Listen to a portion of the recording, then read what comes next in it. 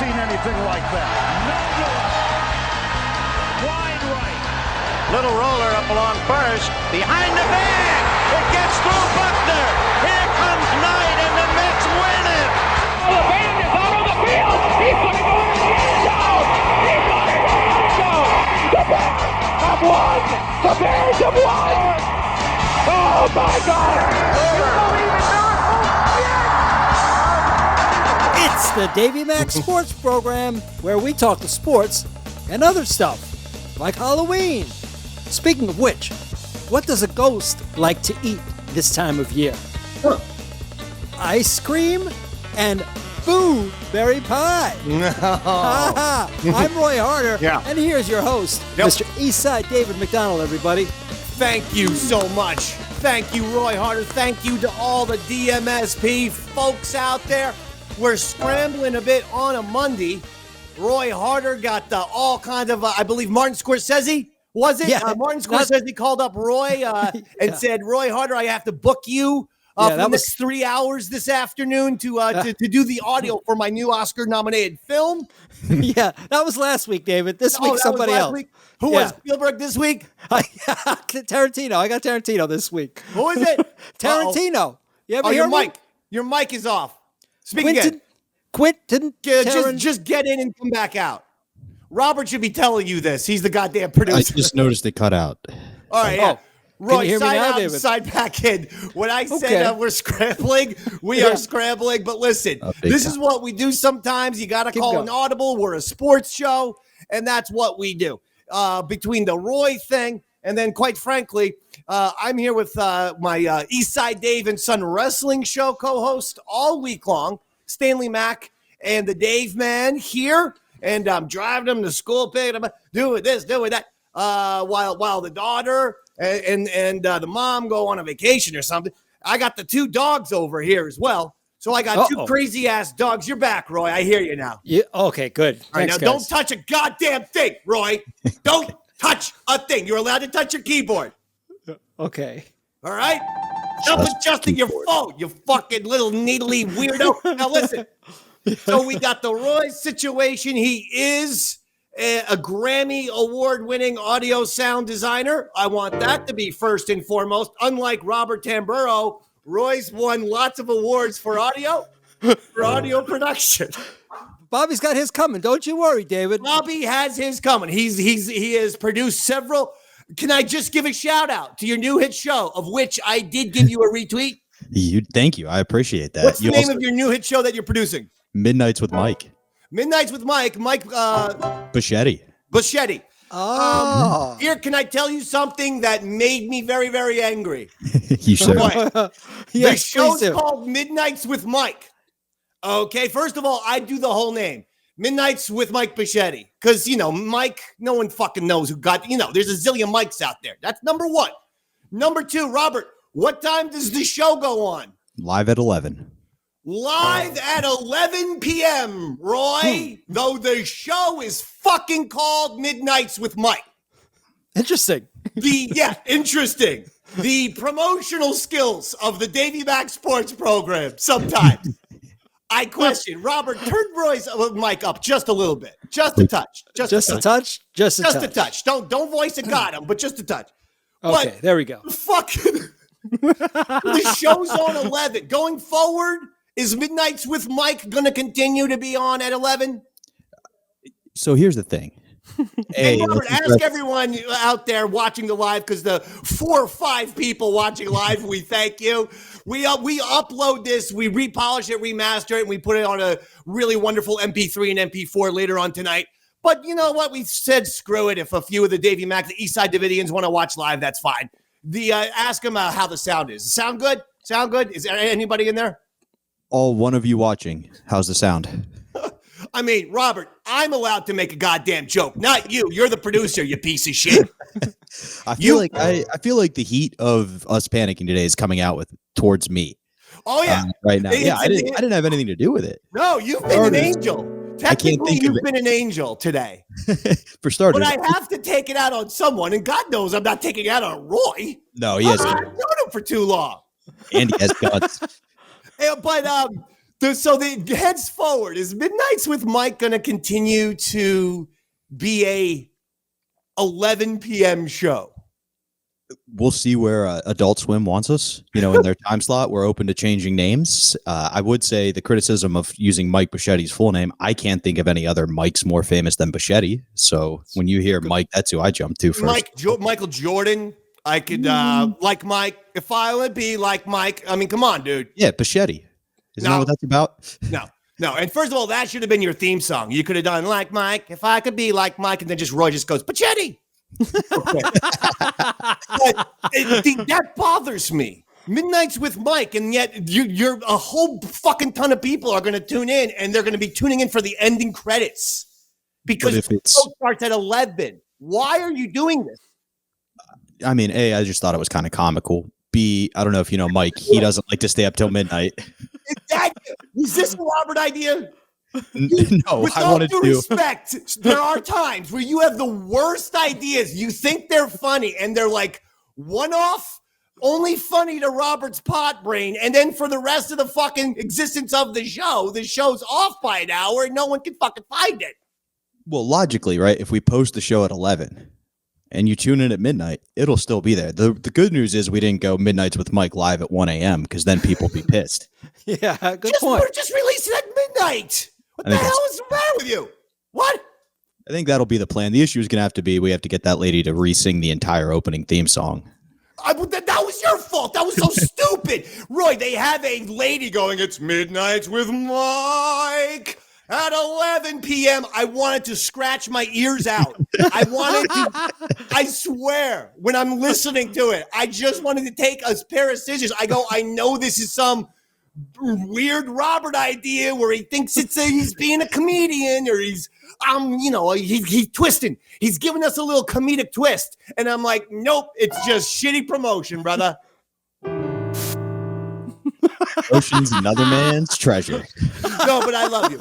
I want to thank you, Robert, for you. You've been the person who's been on the hook, because with Roy mixing for Spielberg and Scorsese, and me running around with the stand man and the dogs, it's been Robert who has been the quiet MVP for this episode. For this episode, I'll take it. Hell yeah. And I will say this, Stanley, you must get the dogs under control. I can't be hearing barking. How about my haircut, boys? Looks sharp. It's sharp, all right. What the fuck, Roy? Yeah, give it a little turn there, David. You got a mohawk going? Oh, okay, I see it now. Oh, no, that's very nice. That was nothing. You gave me shit. You don't like it? You don't like the new fucking haircut? I do the buzz cut every few years. I love it. I just, when you're looking on the camera dead on, it almost looks like you had a mushroom growing out of the top of your head. Because I didn't see anything on the side. So now I see it, and it's primo. You did a great job. Lemon Tree, David? What? Beautiful. No, I went to Supercut. I went to Supercuts.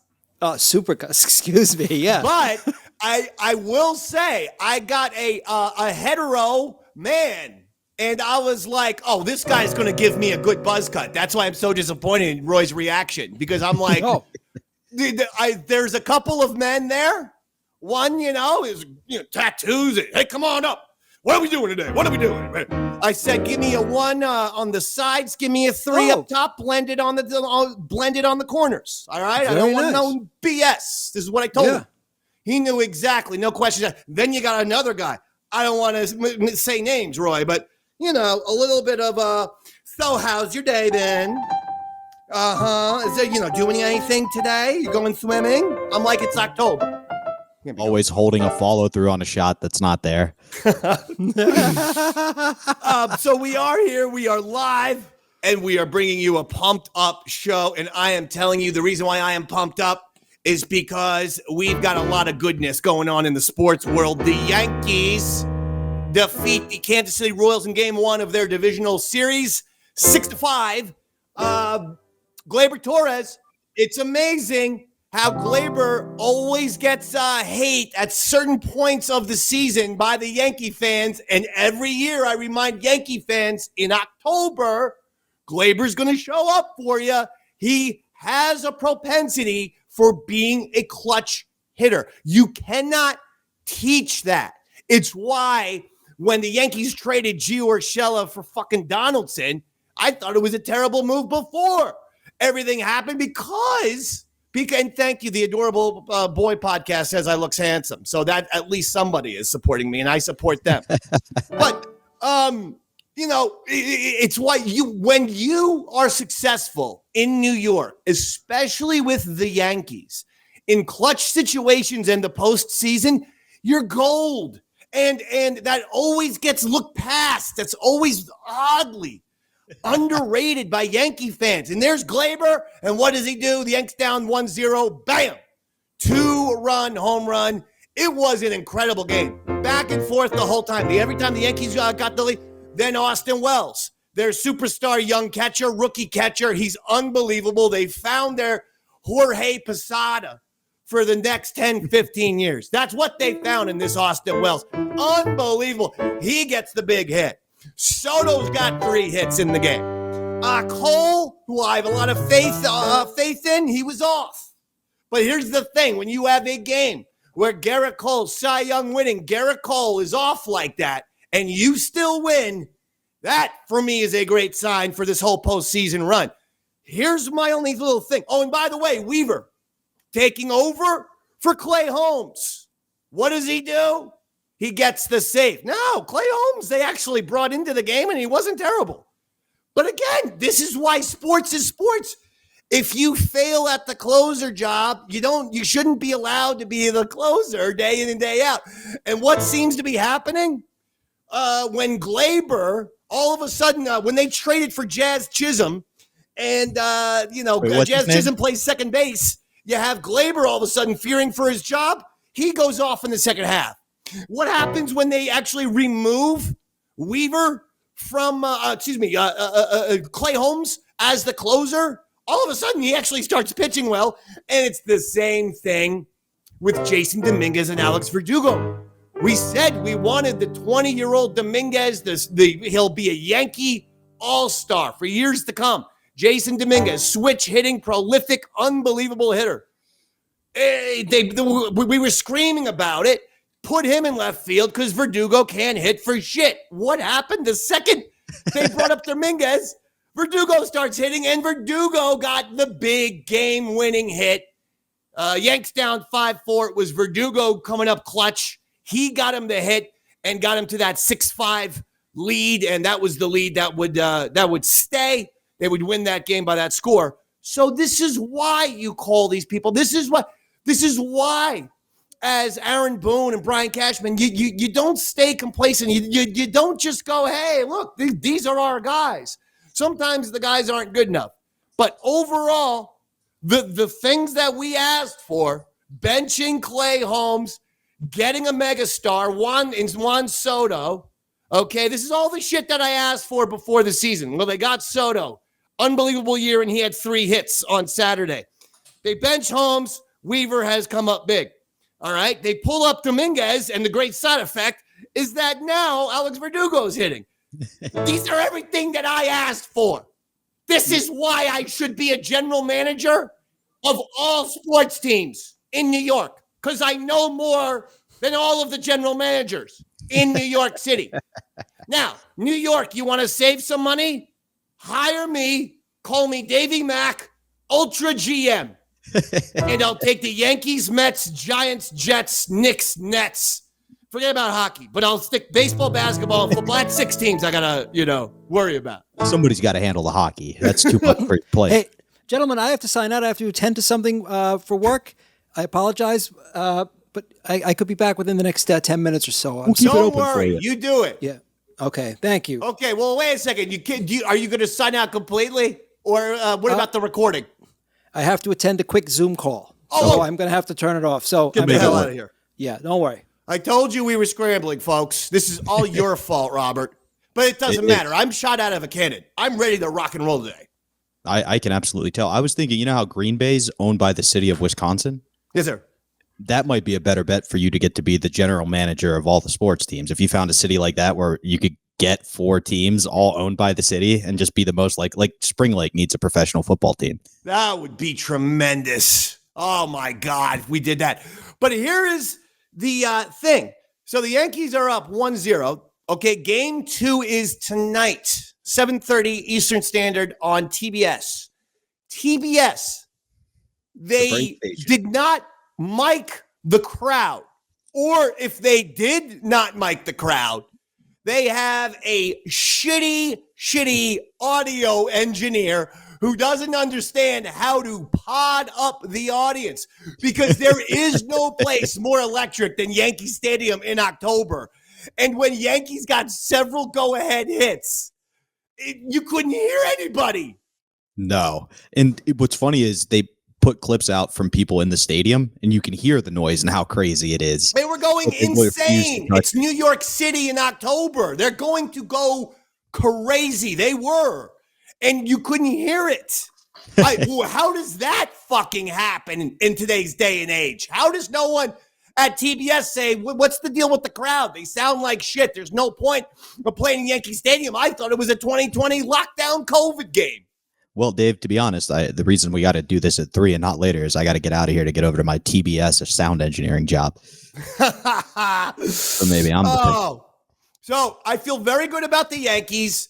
The other thing is everyone was complaining about Bob Costas. Look, Bob Costas is annoying. I get you. He's going to cost Joe Buck is annoying. Okay? Joe Buck is very, very annoying. Talk about a narcissistic egomaniac, really thinks he's the funniest guy in the room when he's mildly comical for a sportscaster. Like, he's not, if you rank like top 100,000 funniest people in the world, Joe Buck would not be on the list. But yeah, he thinks he's like David Letterman or some shit. Well, folks, it's the Tonight Show of baseball. Joe Buck calling this game. Bob. He's always got the head bob and the shit. I knew a guy, fuck him. But anyway, no, I was just going to say there's a guy I used to do radio with down here at the Jersey Shore. And he's just got the same, hey, and that type of broadcaster loves the sound of their own voice, which says everything you need to know about them, that they're 100% egomaniac shitheads, because they don't actually care about what they're saying or you, the audience. They just like the sound of their own voice, like 95, the rat. Hey, everybody, I'm Carl. I mean, never mind.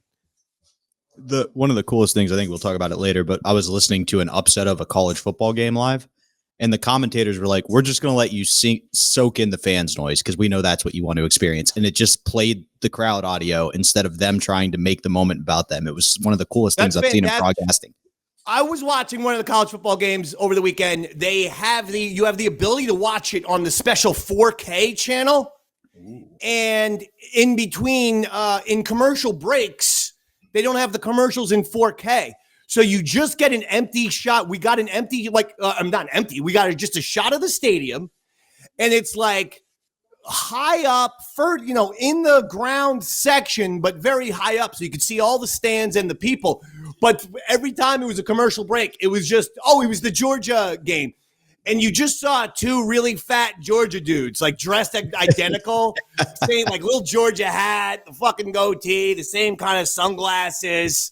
And they were just having a good time. And I swear to God, I could tell they met right there. So I was fascinated by watching these two fat Bulldogs fans hang out during the commercial breaks. I mean, calling them fat Bulldog fans really separates them from most Bulldog fans, right?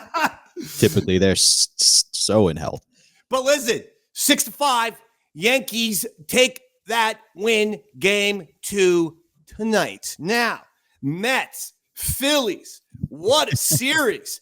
Oh, man, that game yesterday was back and forth. Mets take the lead. Phillies come back. Phillies can take the lead. Mets come back and forth. Phillies end out, win the game on a Nick Castellanos walk-off hit. And that series is tied up 1 game apiece. I got into, I won't say argument, Robert, but I got into a on the verge of argument, if not edgy discussion, when my mother, Beanie Mac, oh boy, says, notorious Derek Jeter hater. Hey man, Yankee lover though, born in the Bronx. Like her mother and father before her, my grandparents on my mom's side, born in the Bronx, New York, Grandfather born in 1903, grandmother born in 1913. They used to literally watch Babe Ruth and Lou Gehrig. Okay? Yeah. Okay, these are old school Yankee fans. And my mom saying, I'm so excited for the Mets. What? She said, I'm so excited for the Mets. It's just, I'm a New Yorker. And I just love all things New York. I go, that's not the way you were for the first 80 years of your life. All right? It's only been this last year or two that we're going in this direction, Mommy. We are Yankee fans, Giants fans, Knicks fans. That's it, Mother. You are not allowed in Notre Dame college football. And that's the Mount Rushmore. And you go throw in a hockey, we do the Jersey Pride with the Devils. Because she got no connection to the Rangers. And we got to root for one thing, Jersey. I also root for Rutgers college football. I'm sorry. Because my dad went there, yeah. But Mother, no, you're not allowed to watch the Mets. I mean, you're not allowed to root for the Mets. You can watch the game. It's playoff baseball. Every game's great. But seriously? This is also the woman who used to love bringing me to Philadelphia quite a bit. I used to want to see Ben Franklin's house, where he printed the newspaper as a little kid. I was very into the Ben Franklin and the revolutionary time period as a child. And so Beanie would always take me to Philly for these impromptu revolutionary tours. And I couldn't get enough. So you got 80 years and your parents in the Bronx and 80 years of Yankee fandom over here. You got, because we're in central Jersey, an hour from New York and an hour from Philly, we can hit both spots same time. You got the Philly to the south, which we went to many wonderful. I saw the Delaware Crossing and George Washington this and Franklin that. And she's rooting for the Mets. What are we doing, Beanie? That's not acceptable. Unacceptable. Immediately after this show, we have plans to go over to Mother's house, have grilled cheeses and milkshakes. And I told her, wait, why are you having grilled cheese and milkshakes? That's what she offered. I think it might be time to take Beanie to the doctor, Dave. She's rooting for the Mets, and she's serving you such a lactose-heavy dinner. I have been making all kinds of wonderful meals that I thought, well, this is nice. She's offering to make a nice little meal here, some grilled cheese, some milkshakes. That's fine. But here's the problem with this, Robert. Went over to her house the other day. She asked, do you want a milkshake? We go, sure. Let's have a damn milkshake. How does she proceed to make a milkshake? In the blender. That ain't no milkshake. That's nothing. When you try to make a milkshake in a blender, and I want every single East Side Davidian to be paying very, very close attention to the milkshake rules. Milkshakes can only be made two ways. A proper milkshake machine with the tinfoil cup, right? Or the aluminum, I guess, aluminum cup. Or you can do it by hand. I will sometimes take some milk, take some ice cream, and just do it the old-fashioned. It's good arm exercise, quite frankly. And third, yeah. Yeah, it actually works out your bicep a little. And you can do that. You cannot touch the blender. Why? It destroys the consistency. The shit becomes like Nestle Quick. It's too thin, Beanie Mac. You ruin the thickness of the milkshake. Milkshakes must be thick, Mother. So we're going over there. I said to her, what happened to the milkshake? Because she got a milkshake machine for Christmas. Oh, no. It broke. Oh, God. I said, that's fine. Stanley and I won't be having milkshakes at your house until you replace it.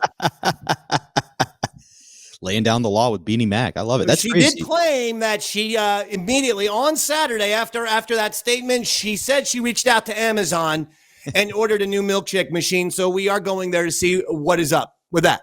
Well, that's good to hear because I've always heard Beanie's milkshake brings all the boys to the yard. You son of a bitch. Because I'm not sure that no payback. I'm not sure that that's what milkshake in that context. I feel like milkshake means something else. You know what? Yes. No, I was just going to say you'll never know. So you got Mets, Phillies tied at 1 game apiece. You got Yankees up on the Royals 1-0. Cleveland. Before we move on from the Mets real quick, we have a comment. Did you get a chance to see young Daniel Curlin being interviewed on live television? No. I've got it here for you. Can we see Daniel Curlin? What do you mean via the news? Or was he interviewed? Oh, here we go. Can you hear this okay? This looks good.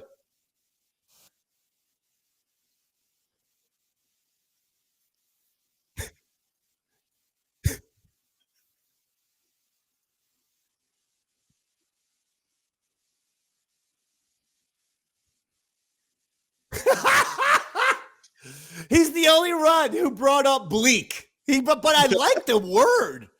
Yeah, it's a big word. Oh. I mean, one of those riddles you see on Lost made more sense than Bo. I wasn't sure if that was a Riddler message or what the fuck was going on. However, I like the verbiage was good. The bleak, it looked bleak. That's a good vocabulary word for Bo. You know when you're writing an essay in school and it's too short, so you just Google like a bunch of synonyms for the words you have so it sounds fancier? That feels like what Bobo did. He just threw in a bunch of big words that didn't make sense. You know, when my team gets a big win though, I don't always go back to, how things were in May. I've moved way past that.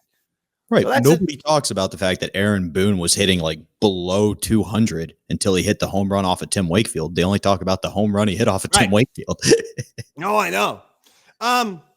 That's excellent, Bo. Well done, Bobo. So now me and Bobo have been interviewed by news channels. Yep. I was interviewed when Billy Joel shut down Shea Stadium. And my eyes looked as big as saucers because of all the things that I had ingested. You probably still made more sense than Bobo, though. I can tell you right now, I go, it's a great night for New York. It's a great night for Billy Joel fans. And I was seeing the interviewer looked like she was a 3-headed lizard, who was purple when I would made that comment to her. Lucy in the Sky with diamonds in it up. Cleveland leads Detroit 1-0.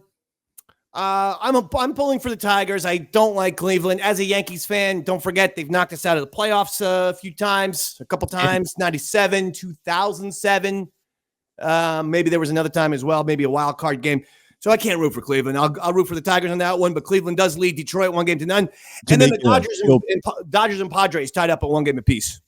To make you feel better about your Cleveland hate, I've seen a number of tweets coming out of that city that don't worry, by the time baseball season ends, you'll have about a week until basketball starts. We don't need a third sport in the city. They've already given up on the Browns. Well, Deshaun Watson, we'll get into the football in a little bit, but Cleveland made the mistake of, letting Flacco get out of there. Yeah, he was the best quarterback they had. I know he's 88 years old. But I know he went to high school with Beanie Mac, potentially. But at the same time, I'll get the Flacco later on because I want to stick with baseball for one thing. We have to mention the Hit King has died. In fact, this episode dedicated to the Hit King, Pete Rose, dead. I think I found out he was 83. I think it is what it said, which would make him the same age as my mother. Wow. But you ever think there was a time, maybe, Dave? Potentially. With how well you hit, you could be related to him. Mm-hmm. But Pete Rose, the Hit King, we all know the story. Still banned from baseball, banned from the Hall of Fame, which is really stupid. I don't know why the Hall of Fame, at least, doesn't suck it up and just put the guy in. Again, he was kicked out of the game for gambling on his team. And yeah, that makes a difference too, because gambling is gambling. But he was the manager at the time. And what we're saying is, as a player, he wasn't gambling, or he was never indicted on gambling. There were no charges of him gambling as a player. So as a player, put him in the Hall of Fame. He has more hits than any player in the history of baseball, including Ty Cobb. The guy he beat out, the only other guy with over 4,000 hits. There's two people in world history who have over 4,000 hits, Cobb and Rose. And Rose is number one. Put him in already. He was gambling as a manager. It's so silly. And if he was gambling as a player, who cares? Look at the stats he put up. Clearly, he wasn't influencing the games negatively. He's the best hitter of all time. Now, I will say Ty Cobb significantly more N-words per play than Pete Rose. I mean, but actually, if you're a Pete Rose family, you could say that. Like, he was cool because when he died, you saw like a lot of like the Tony Perez family and a lot of family. Like, we love Pete, man. Pete's one of the best. I mean, we loved Pete. So even when he started doing interviews again, probably 5-10 years ago, you could tell he was just a guy that loved baseball. He liked to hang out. He was a dude's dude and gone too even at 8. But here's the best. Mike Francesa gave Pete Rose a very heartwarming eulogy as he broke the news on wherever he's on some sort of casino app. And hey, I'm not mocking him. I'll do a goddamn show for a casino app. I don't give a damn. DraftKings hit us up. Yeah, I'm just saying that's where this broadcast is from. And so Francesa gets the news that Pete Rose has died. And here's the eulogy he gives for Pete. Was he a prolific leadoff man? Well, he scored 100 runs 8 times. Ricky Henderson scored 100 runs 14 times. There were players far more talented than Pete Rose. There were players on Pete Rose's great teams that were better players than he was. Jesus. Mike Schmidt's a better player when he was on the Phillies. Johnny Bench is a better player. I can go down the line. He was a degenerate gambler. Where did he spend his time in all these years? In Vegas. Pete Rose, in his prime, did card shows with 3 TVs so he could watch his bets on a Saturday.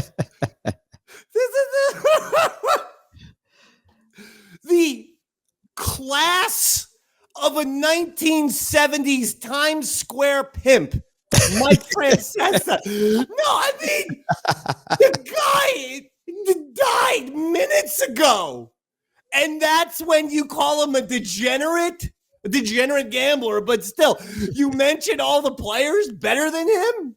Breaking news, we got a degenerate gambler dead. Who would have seen this one coming? I guess he did some hitting, too. Who does this? I'll tell you who does this. The most miserable person on the planet. Mike Francesa. He actually has a history of doing stuff like that. It's called not being able to read the room. Mike has never been able to get a pulse on sort of what's the moral thing to do or to say in this moment. And what's the kind of, I don't need to go down that road. Look, who am I to talk, right? I'm a red-headed asshole. But even I have a little tiny etiquette when the man who has had more hits than any other player in Major League Baseball history, when that man dies, you don't shit on him instantly. No, and he gambled. That's the crime we're accusing him of. Like, let's hear Francesa talk about Ray Lewis or O.J. Simpson. You know what I mean? Guys who have done serious crimes. I know. He lets slide. What's the whole deal? He's not the same player as Mike Schmidt. Mike Francesa. And by the way, here's another reason why you got to put Mike Bochetti. We're doing like 9,000 Mikes. Mike Schmidt, Mike Francesa. And you want to tell me Midnights with Mike, a show that goes on at 11 p.m. is good enough. Please. Well, I mean, but if we were talking about your Francesa, he'd be asleep at midnight. We've seen him fall asleep live at 3 p.m. Ready? Bedtime with Bochetti. That's Boom. The name of the show. New show. Get that fucking, chick to sing the song, a new way, or even give me the song and I'll ad-lib it for you. The name of the show should be Bedtime with Bochetti. And then if you want to put it on 11 p.m., 11:30 p.m., midnight, I don't give a damn. 5 p.m. if you're old, it works. Bedtime with Bochetti. Thank you. Anyway, Dave. As far as Francesa goes, I'm just saying, thank God it was him, not one of his better teammates. The thing about Pete Rose, hell of a player. But, what a stupid haircut. with the bowl and the thing, always with the dumb haircut and the big, the thing about this idea that, Pete Rose is a good player. I mean, was he as good as Carl Yastrzemski? Probably not as good as Carl Yastrzemski. Was he as good as Ted Williams? Probably not either. How about Willie Mays, Hank Aaron? I could go up and down the line. Okay, look at Ken Griffey Jr. Okay, I never saw Pete Rose do the things that Ken Griffey Jr. do. Okay, and here's the other thing about Pete. The little nose and the big mouth. Is there anyone else who, when they were a kid, because I know that Davey Mac did, but is there anyone else who confused Pete Rose with the Incredible Hulk, Lou Ferrigno? I swear to God, I thought Pete Rose he was very ugly and Neanderthal looking like Lou. With all due respect, I knew Lou is deaf and stupid. I think he's good at pinball. But he's a dumb man. He got no hearing. That's why you paint him green, you go, Lou, just go, like that.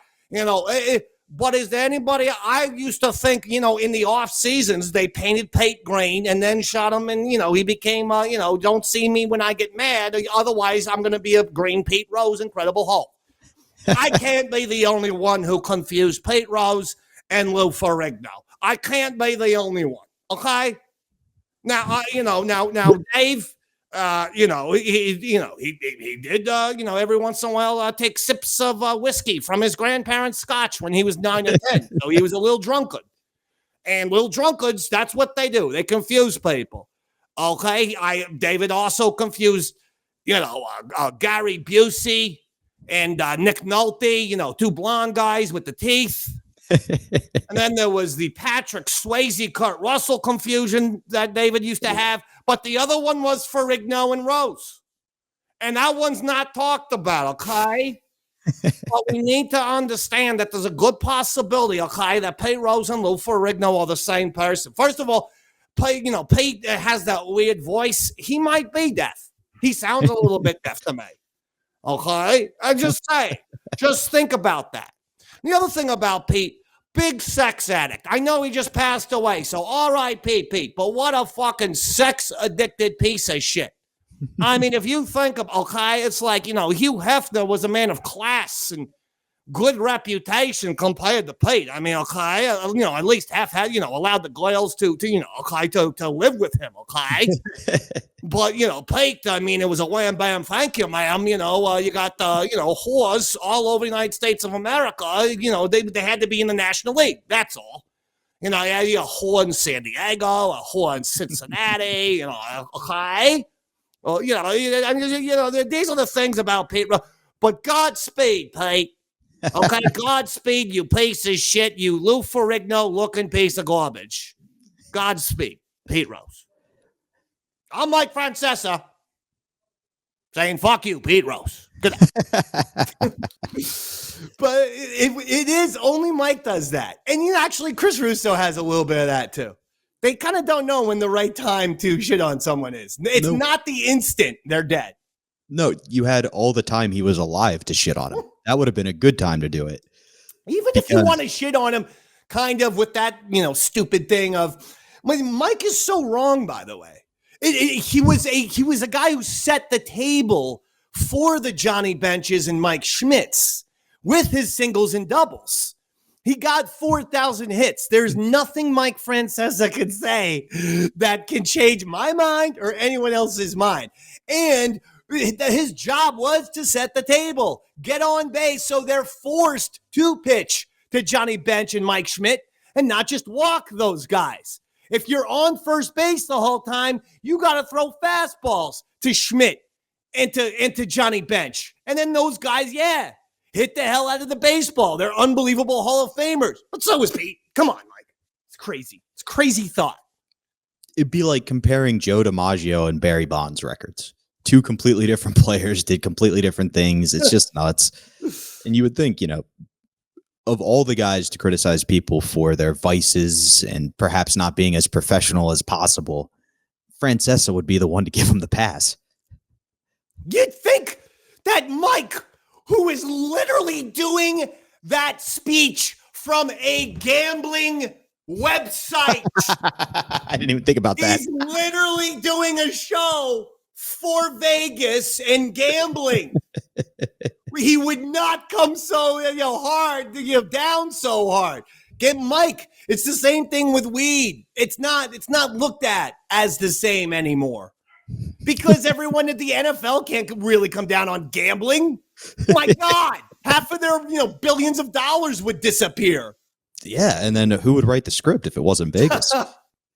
I like this comment. Pete Rose still had uncashed bets, and Mike was trashing him on air. Yeah, I know.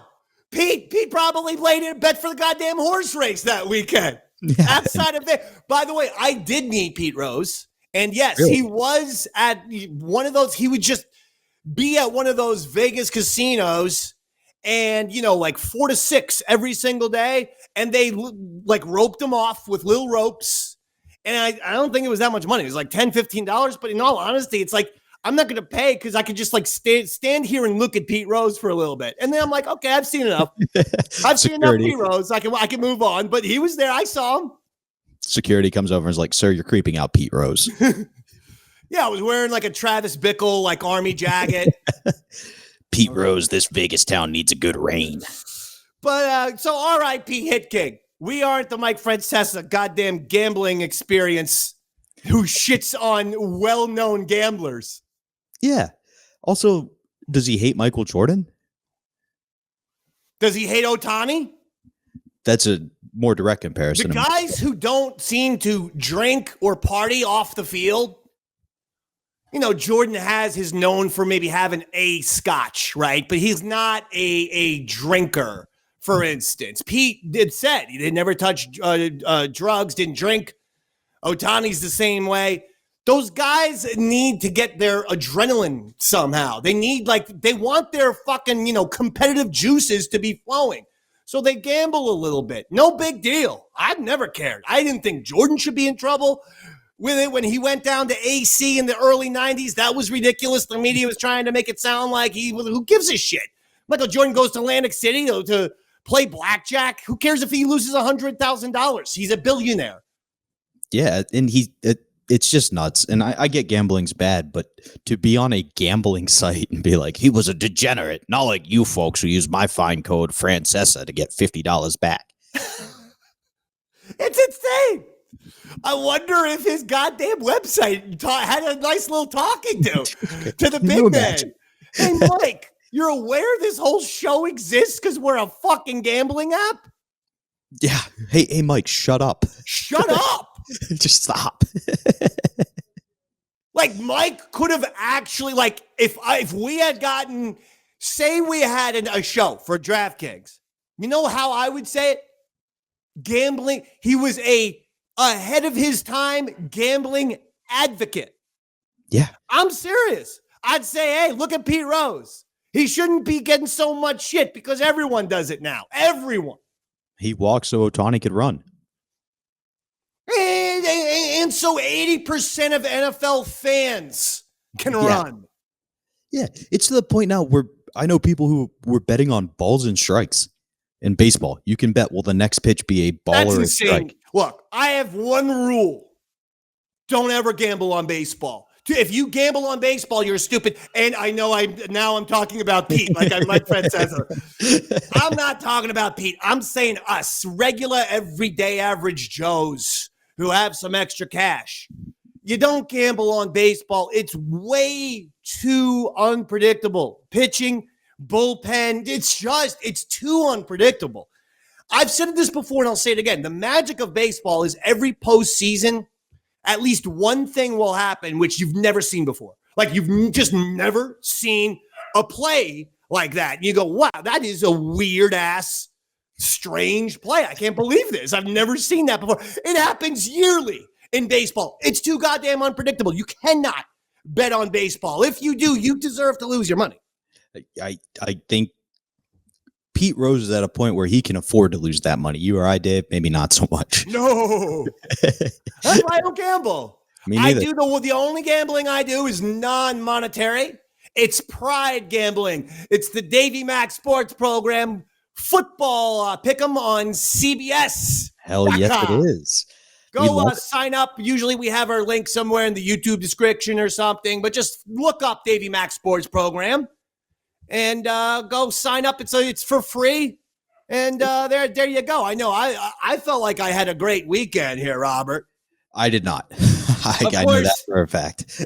Of course, the one team who screwed me, my own beloved New York Football Giants, who I picked against, and then Seattle Seahawks went out and they shit the bed. But as Giants fans, I was still happy. I never root against my team, even though I have still no confidence in Daniel Jones or this current day regime between general manager Joe Shane and Brian Dable, head coach. Seems like something's wrong. I still don't have faith. However, the one thing I'm seeing is, the team feels more all around talented than it has in the past 2 years. Feels like there are more players on all sides of the ball, homers, offense, defense, special teams, etc. It feels like a more complete team. I still don't know why we let Saquon go, though. I still don't know why. The more I hear about this, I know that they gave him or they didn't match the Eagles' money, but I think Saquon was gone. You can't have a quarterback who's that bad and be the star running back if you want a long season. Like you said it all the time, he needed to be doing lots of short out routes, rotate him with other backs. They weren't doing that. It was just like, hey, do you want to play one more season or 7? I know, but guys, you had every opportunity. $12.5 million is what the Eagles gave him, and you could have given him 13. And I thought about it, and then they turned around and give Brian Burns $28 million, and he's been a non-entity on defense. Dexter Lawrence is having a big-time year, and there's a few other players who have stepped up. But this guy they gave $28 million. First of all, I'm not sure I'd give anyone from the Panthers organization big money, because that organization is so off the rails that sometimes when you have a shitty team, like one guy will just stand out. It doesn't mean all of a sudden he's one of the best players in the league. It means he's one of the best players on your really shitty team, your shitty, disorganized team. I remember in 7th grade, I moved to Pennsylvania after basketball tryouts, so I couldn't be on the team. I had to play in the league of people who didn't make the team and put up like 50 points a game. They thought I was going to be a stud the next year. I was like, no, just everybody else is that bad that I look good. I love that. I used to, when I played basketball, baseball, first 2 years of my high school, CBA, Christian Brothers Academy. But then I wanted to get into other ventures. Yeah.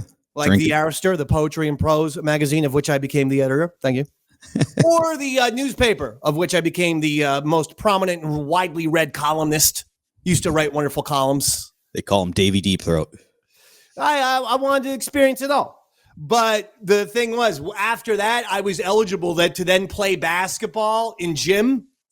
Oh, yes. And come on, man. After playing, like CBA is a big-time New Jersey program. After playing freshman year and sophomore year in high school, junior year, I'm getting to play against all these spazzes. I fucking destroyed these kids. I was like, goddamn fucking, putting up 65 a game on these stupid assholes. I remember watching the Manu Ginobili behind the back layup and just being like, oh, I can do this in a game because nobody would be trying to steal the ball. I would not only score a lot, I would absolutely talk trash. And be talking trash to just some this poor pudgy kid, Tim McCaffrey. I'll never forget. And the kid was like 5'2", and I'm taking him to the rim. I'm scoring. And then I'm letting him know about it. He's like, I don't even like basketball, Dave. I'm only playing this because I have to. It's gym class. That's bad, but that's not. We had a teacher, Mr. Guessford. He was a soccer coach, and he also taught the life skills or the developmentally delayed kids gym. And we would see him during lunch. And one day a kid shot a 3, and Dave, I kid you not, he jumped from the paint and swatted this ball back so hard in this Down syndrome boy's face, it hit him. And then he gave him a Dikembe Mutombo and kept talking shit to a life skills student. And what did the gym teacher do? He was the gym teacher, Dave. That's the bad part. Oh, he was the gym teacher. Yeah. Jesus Christ, he's like Bill Murray and Rushmore. That he came guy from the bottom of the paint too. Like he was what the fucking hell? Dwight Howard. That's kind of awesome. Yeah, Maybe I'll just be a gym. Yeah, I might become a gym teacher and just totally dominate the kids in sports. He was the same one whenever kids wouldn't participate. Like we were playing catch outside. He'd be like, I'll give you extra credit if you throw the ball a little too close to the kids who aren't playing and really lay out for it. I like that. He's now, a good dude. Jets lost to the Vikings 23-17, and now there's panic in Jetland. Jets are 2-3, actually the same record as the New York Football Giants, but I and many other people projected the Giants to be horrendous. So the Gangrene's got no business being tied with the Jets. Aaron Rodgers, 3 interceptions, ties a career high. He doesn't look the same. No, he doesn't. Somebody needs to get him back on perks ASAP. He looks brittle. Well. Yeah, he looks brittle, and he looks completely immobile. Completely. So we'll see what the hell goes on. Do you put on Sirianni? Well, Sirianni's the Eagles coach. That's not what I apologize. It's been a long day of Robert Saleh? Robert Saleh. That's what I meant. Yeah. How much of this do you put on Saleh? Saleh's terrible. Saleh's a nothing. Saleh's got no leadership skills. You can see he's totally weak in that the veterans don't respect him or listen to him in any way, shape, or form. Aaron Rodgers has zero respect for Robert Saleh. Aaron Rodgers feels like he is the team. He runs the team. The problem is now you're playing like shit, Aaron. So maybe you shouldn't be so egocentric, but it doesn't matter. They're off. The train is firmly off the rails now. If you have to make a prediction right now, would you say which New York football team, not the Bills, ends up with a better record? Right now, I'd say Jets, but I got to tell you, I think if the Jets go out and lose their next game, Saleh's out. I'm not kidding. They're going to make you can't wait. Aaron Rodgers is 40. He's here now. Your players are here now. But I agree. Tell you, I watched a good chunk of that Jets game. He's off. He's not connecting with Garrett Wilson, even though they were semi-productive yesterday. But there were a lot of throws where, the ball's left, the ball's right, the ball's up, the ball's down. He's not connecting with these guys yet. No, not at all. That's when I can hang out at the fucking desert having my ayahuasca, and I don't want to show up to training camp. I don't want to play in any preseason games. Maybe now you're saying that, hey, maybe I should have put in a little more time with my wide receivers. Get that timing down. Other scores, Ravens beat the Bengals 41-38 in OT. Bengals had a chance to win the game.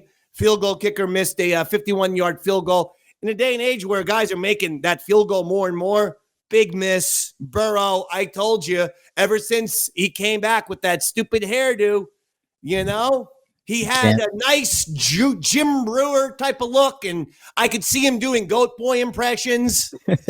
And now it's, people, I don't want to be unoriginal. People have pointed out online, either Eminem or Ellen DeGeneres he's gotten. He got the women's soccer player that everyone hates. What's her name? With the Megan Rapinoe. Megan Rapinoe. So he's gotten a lot of comparisons to. He's playing like Lance Bass. Shave it. Jimmy, I just did it. I'll give you my guy Trey at Supercuts, man. He's all man. Yeah. You go 1 on the sides, 3 up top, and you go about 1.5 or 1.5 and then 2 right here to blend it. Not a mohawk type look, despite Roy basically did this show to make fun of my haircut and bailed. And then leave. Yeah, exactly. He came in and was like, I don't like that buzz cut, you mohawk-looking mushroom man. Gotta go. Is there an update? He is not going to be able to make it back. I mean, it doesn't. Yeah, we got 10 minutes left. We kind of figured. What's funny? You have those great instructions you give for a haircut. I just go in and go, I know we can't make chicken salad out of chicken shit. Why? Why do you say that? Can we see your head? Yeah. It's not a great look. No, it's a fine look. You have too much thickness on the sides. That's why you go very tight blade on sides and work your way up with longer blades up top, Robert. I don't think it matters. You're way too thick on the side. It's growing out. I know, but when you're thick on the side, you got one of two things. You're either when you put that hat on, you got the Stanley Kubrick look, which I like. But take the hat off. Do you have a pair of glasses around? I don't have a pair of glasses now. Because when you wear the glasses, then you have a Salman Rushdie look to you. Salman wishes he was this Jack, Dave. Okay. He does. Soy boy Rusty. I think they're still trying to kill him for that book he wrote. Which is impressive. I prefer books that you write that inspire other people to kill, like The Catcher in the Rye. I mean, what was it? The Satanic Verses or something. It was like 40 years ago. I mean, why you still want to kill that guy? So a lot of big time things in football, but I got to talk to you about basketball, ladies and gentlemen, because my team, the New York Knickerbockers, have made a pretty surprising trade. I'm going to go with it. I'm going to feel good about it. But I got to tell you, I'm a little nervous about it.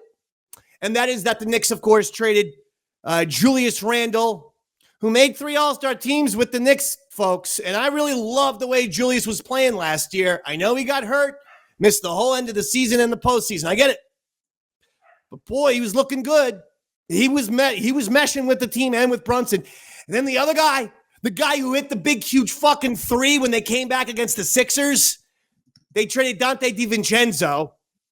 The lifeblood of the team.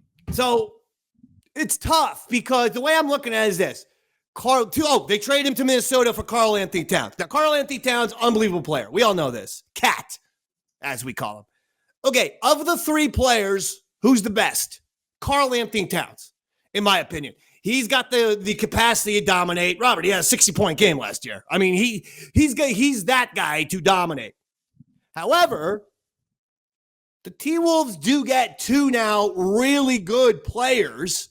One in Julius, a bona fide all-star, and the other one in DiVincenzo. You never know. I mean, if he gets a ton of shots.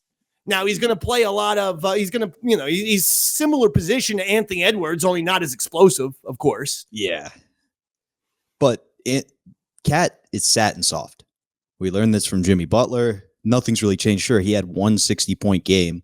The Knicks team and these guys in particular kind of built that reputation of being hard-nosed. Yeah. We're going to outwork you. No, and I don't think Cat stands up for that. He is a guy who seems to take a night off every once in a while where you're just like, where's the aggression, bro? Like, let's take a 3. Let's go to the hoop.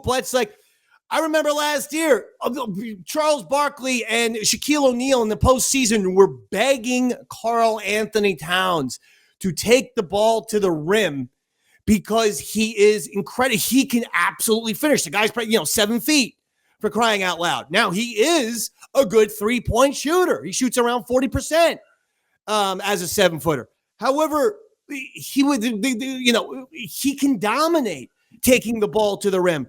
He wasn't doing it until it was finally like he was defiant against Shaq and Chuck. Then he finally listens in game 3, and all he does is get like 52 points.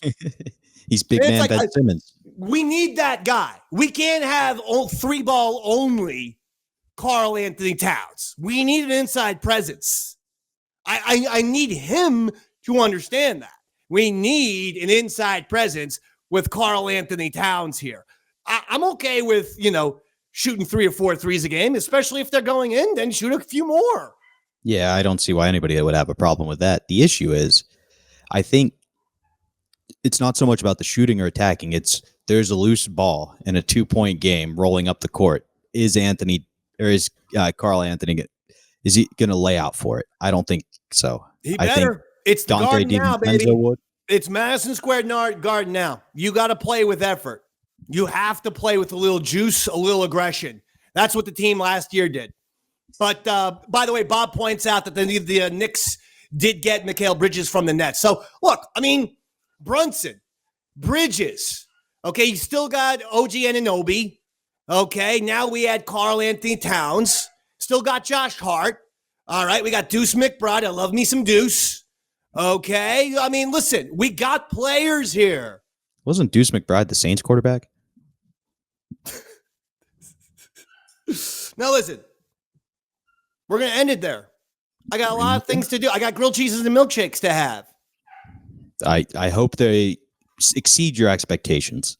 But I do want to thank all of the Eastside Dividians who showed up for the live broadcast. Usually we do these noon every Monday. And then, like I said, we upload the remastered MP3, MP4 later on this evening. I mean, as quickly as we can do it, but it takes a little time to edit and whatnot. And so we always do that this evening. But I appreciate anyone showing up for us live. Just to, at the very least, we want a little quality control for our live streaming audience. So they deliver us, if it sounds like shit. But you're telling me that they like the sound today. I haven't heard any negative comments about it, so I would assume we're doing great. Okay, good. I want to thank you, Robert. Thank you, David. I want to thank you, and I want to thank Roy Harter. I want to thank you for showing up, insulting my fucking haircut, and then bailing on us. Thank you. I appreciate it. And I want to thank all the Eastside Dividians. And watch for this show to be uploaded later on this evening and on all your favorite podcasting formats. And that'll do it. My name is Davey Mac. He's Bobby. Robert, anything to plug real quick? November 23rd, I will be at the Laughing Stock Comedy Club in Harrisburg, Pennsylvania. Come on out.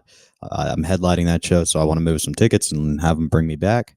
And if not, I may kill myself. So buy your tickets. Okay. I mean, that's a little extreme. But best part is my mom heard that and was not happy with that plug. All right, listen, we're gonna end it. The dogs are out. They've been let out of the room that they were sequestered in, and now we got a big dog fight. So I gotta get to them, and that will do it for Roy Harter, Bobby Tamburro. I'm Davey Mac. Thank you for listening and watching. Good night, everybody.